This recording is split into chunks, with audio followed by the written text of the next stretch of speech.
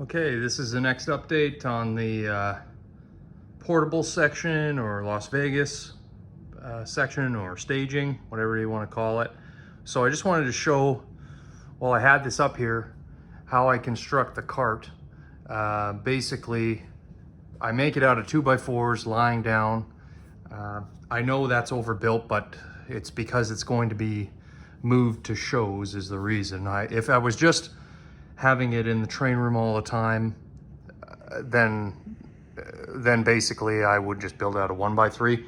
But what I can tell you is 1x3s do not hold up in the long term traveling to shows. So basically, got 3 across, got the nice casters on there with the locker, and I don't have the bracing or the light on, but that's what it'll look like.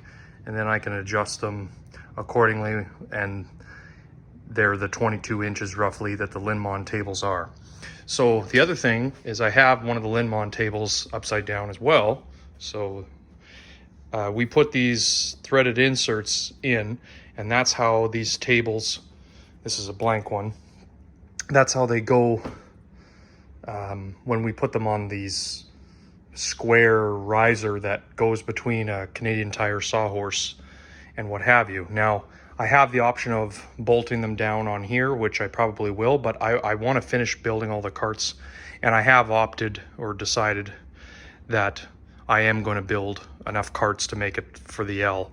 I just like them. They're overbuilt. They're nice and heavy duty. The only thing is, when I've been using the clamps to build the last one there, so basically to have these sit level, that's the point of the threaded insert. So I'll have to drill some holes eventually.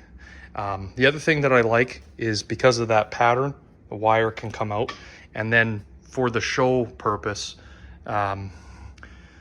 it's going to be different because I'll have a backdrop where the lights are, and I'm going to have lights at a show, because a lot of the venues are like in a museum in Moose Jaw and Saskatoon, and there's not really good lighting. It's very high, kind of lighting for a big Quonset, and there's nothing like having bright lighting on your layout. So let me take you over there, what I've been doing in between. So these I finished a couple hours ago. I put window screen with a air stapler on the 1x3s that are here. This is the Livingston area. Now, I'm not ready to, I have the buildings and that, but I don't have enough track, and I'll be coming back to redo that. I took photos of everything, and I have all the buildings over there on a table. But I was done with looking at this open area and being able to see across the layout. So this is basically like a view block. So I'm just holding the phone at eye level. I'm 5'11", this is 55 inches. And I'm gonna continue. I did find 2 more rolls of plaster cloth.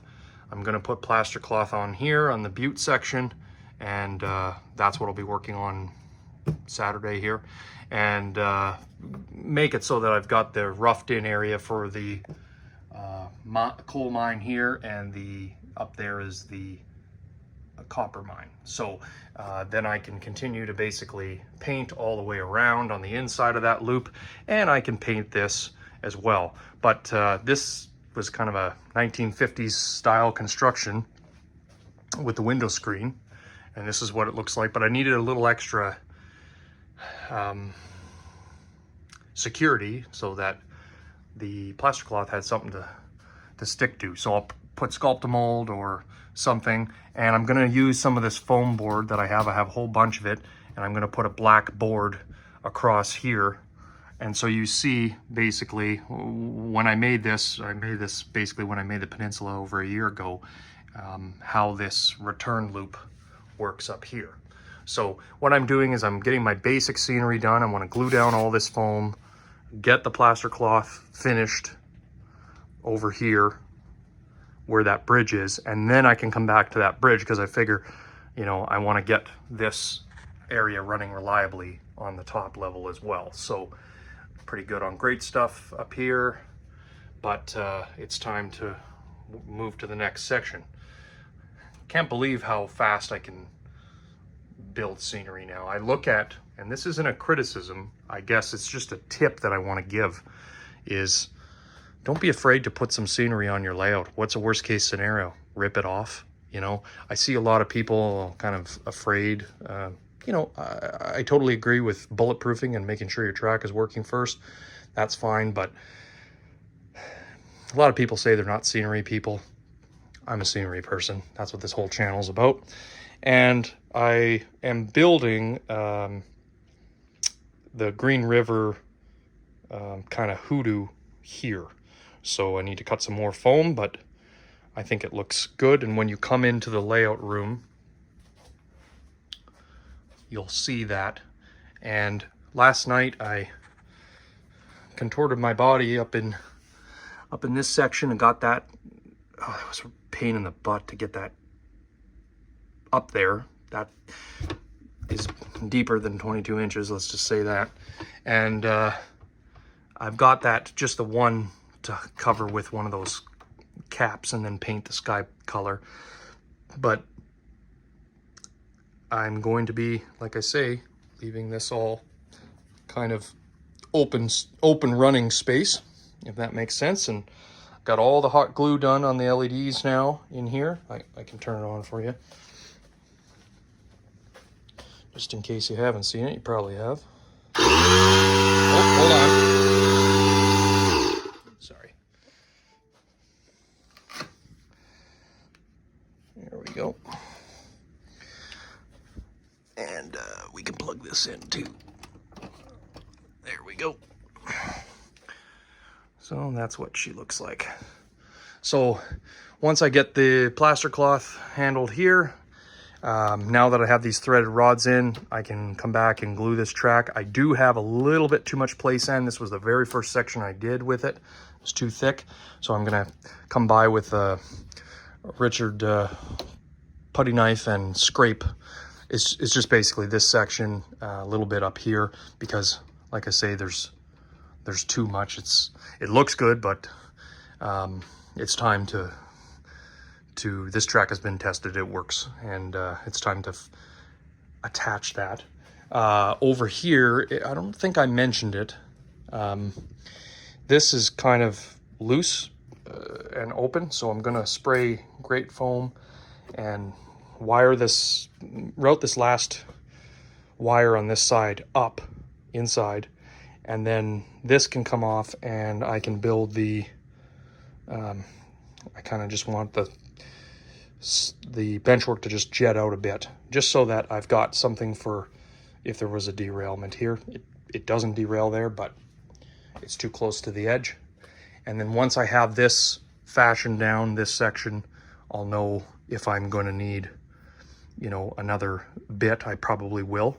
And what I'm wanting is having kind of the scenery rise up or dip down to where the track is a bit, just on this section here. So the other thing that I'm kind of considering, while I had this apart, just let me zoom out, there we go, is I mentioned on the last video I'm going to cut that. That's probably a no-brainer, but I'm actually thinking now to make it so, and I may have mentioned this, but basically I want to move this in.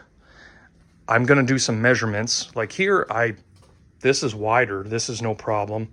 And if you're down in this area operating down here, you can come, I mean, you're comfortably going to work at this mine, I guess, or for switching operations, what have you.